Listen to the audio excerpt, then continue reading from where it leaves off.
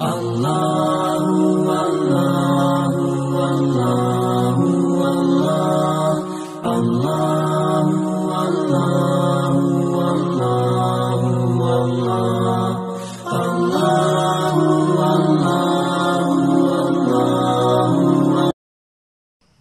اللہ الرحمن الرحیم. السلام علیکم ورحمۃ اللہ وبرکاتہ. سورج گرہن ہونے کا سبب کیا ہوتا ہے، اور اگر سورج گرہن ہو جائے تو ایسے موقع پر کیا کرنا چاہیے؟ اس میں سے چند بنیادی باتیں ہیں. سب سے پہلی چیز یہ ہے کہ جب سورج کی ٹکیا مکمل یا اس کا کچھ حصہ بے نور ہو جائے تو اس کو سورج گرہن کہتے ہیں. سورج کا گرہن ہونا یہ اللہ تعالیٰ کی نشانیوں میں سے ایک بڑی نشانی ہے. زمانہ جاہلیت میں یہ بات بہت زیادہ مشہور تھی کہ جب کسی عظیم شخصیت کی موت واقع ہوتی ہے تو سورج گرہن ہوتا ہے. عزیزان محترم، یہ خیال بالکل باطل ہے، کیونکہ رسول اللہ صلی اللہ علیہ وسلم کے زمانے میں جب آپ صلی اللہ علیہ وسلم کے بیٹے ابراہیم رضی اللہ عنہ کی وفات ہوئی تو اس موقع پہ سورج گرہن ہوا.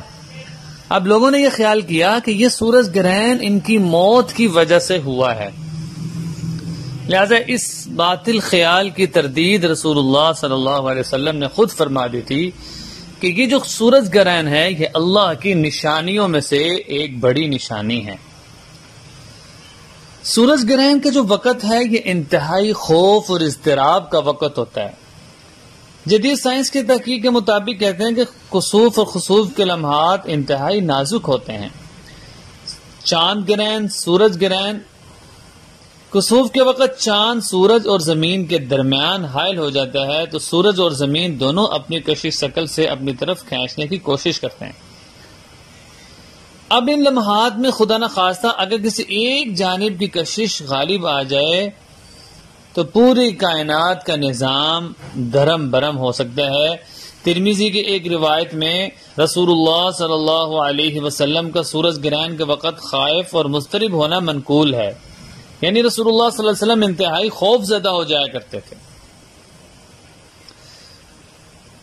چنانچہ ایک حدیث میں آتا ہے کہ ایک مرتبہ سورج گرہن ہوا تو رسول اللہ صلی اللہ علیہ وسلم بہت گھبرا کر اٹھے، اس خوف سے کہ کہیں قیامت نہ آ جائے.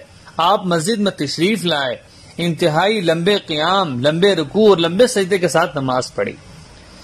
راوی کہتے ہیں کہ ہم نے جو یہ لمبی نماز ہے اس سے پہلے رسول اللہ صلی اللہ علیہ وسلم کو کبھی اتنی لمبی نماز پڑھتے نہیں دیکھا.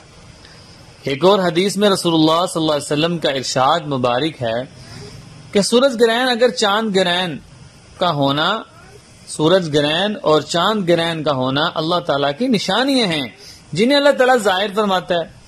اب یہ کسی کی موت کی وجہ سے نہیں ہوتا، لہٰذا اس موقع پر چونکہ کل 21 جون ہے، 21 جون میں سورج گرہن ہونے کے چانسز ہیں. اس میں کیا کرنا چاہیے؟ واضح رہے کہ صلاۃ کسوف سنت ہے. سورج گرہن کی جو نماز ہے یہ سنت ہے، اور مردوں کے لیے افضل یہ ہے کہ صلاۃ کسوف جماعت سے پڑھیں، اور اگر کوئی آدمی تنہا پڑھ لے تو یہ بھی جائز ہے. البتہ عورتوں کے لیے صلاۃ کسوف کا جماعت سے پڑھنا جائز نہیں، وہ تنہا ہی اپنے گھروں میں اس کا اہتمام کریں. اگر کوئی مرد عورت کسی وجہ سے اس نماز سے رہ جائیں تو انہیں چاہیے کہ اس وقت میں اللہ تعالیٰ کا ذکر و اذکار کرتے رہیں، استغفار کریں اور خوب دعا کریں. البتہ سورج جو صلاۃ الکسوف ہے یہ مکروہ اوقات میں پڑھنا بھی مکروہ ہے، جس طرح صبح صادق سے لے کر اشراق تک، زوال کے وقت، عصر کے بعد مغرب تک. یہ جو مکروہ وقت ہیں ان میں صلاۃ الکسوف بھی پڑھنا مکروہ ہے. صلاۃ الکسوف کے لیے نہ اذان ہے نہ اقامت، دونوں چیزیں ثابت نہیں ہیں. البتہ لوگوں کو اطلاع کر دی جائے، اعلان کر دیا جائے کہ اس موقع پہ صلاۃ الکسوف کی جماعت ادا کی جائے گی. اب صلاۃ الکسوف کم از کم 2 رکھتے ہیں اور ان کی نماز کا وہی طریقہ ہے جو عام نماز کا ہے. البتہ صلاۃ الکسوف میں لمبی قرات کرنا مسنون ہے، لمبی لمبی صورتیں پڑھنا. اسی طرح صلاۃ الکسوف میں رکوع اور سجدے لمبے بھی کرنا احادیث سے ثابت ہے. اگر ایک آدمی مختصر نماز پڑھی تو نماز مختصر اس نے پڑھ لی، لیکن اس کو چاہیے کہ دعا ہے اس کو لمبا کرے، طویل دعا مانگنی چاہیے، یہ مستحب عمل ہے۔ اور جب تک کسوف ختم نہیں ہو جاتا اس وقت تک لمبی لمبی دعائیں مانگتے رہنا چاہیے۔ لہذا امام ابو حنیفہ رحمہ اللہ کا قول ہے کہ امام قرات آہستہ آواز سے کرے، جبکہ حضرات صاحبین اور طحاوی رحمہ اللہ کہتے ہیں کہ بلند آواز سے کرنی چاہیے، البتہ ان دونوں روایت مقبول ہیں۔ لیکن حنفیہ کے ہاں اگرچہ راجح امام ابو حنیفہ کا قول ہے، لیکن اگر صاحبین کے قول پر عمل کیا جائے تو اس کی گنجائش ہے کہ اونچی آواز سے قرات کر لی جائے، تو اس میں کوئی حرج نہیں ہے، اس کی بھی گنجائش ملتی ہے۔